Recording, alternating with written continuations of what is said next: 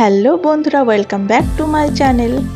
আজকের রেসিপি হচ্ছে ঝাল ঝাল চিকেন কারি। তো দেখে নিই চিকেন কারি বানানোর জন্য আমাদের কী কী লাগবে। জিরে গুঁড়ো, ধনে গুঁড়ো, লঙ্কার গুঁড়ো, হলুদের গুঁড়ো, লবণ, আদার পেস্ট, রসুনের পেস্ট, তেজপাতা, দারচিনি, লবঙ্গ, আপনারা চাইলে এলাচও দিতে পারেন। এবার চিকেনটা আমি একটু ম্যারিনেট করে রেখে দেবো 10 মিনিটের মতো।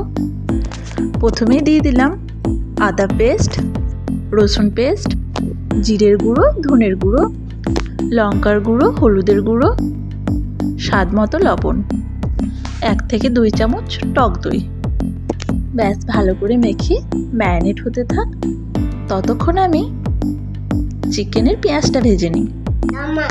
লাগছে আমাদের পেঁয়াজ, টমেটো, কাঁচা লঙ্কা। পেঁয়াজটা ভাজার জন্য কড়াইয়ে সর্ষের তেলটা একটু পরিমাণ মতো দিয়ে দিই। তেলটা ভালোভাবে গরম হয়ে গেছে, এবার পেঁয়াজটা দিয়ে দিলাম। পেঁয়াজটা একটু ভাজা হতে থাক, ব্রাউন হওয়া পর্যন্ত।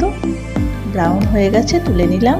কড়াইতে আরেকটু সর্ষের তেল দিলাম, ম্যারিনেট করা চিকেনগুলো দিয়ে দিলাম, ভালোভাবে মিক্স করে নিলাম।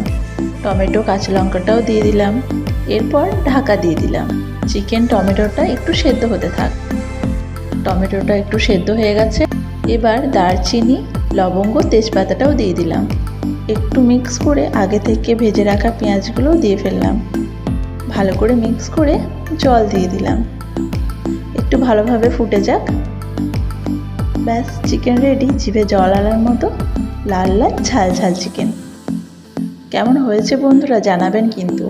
আমার ভিডিও ভালো লাগলে আমার চ্যানেলটা সাবস্ক্রাইব করে দেবেন, লাইক কমেন্ট তো করবেনই। Thank you.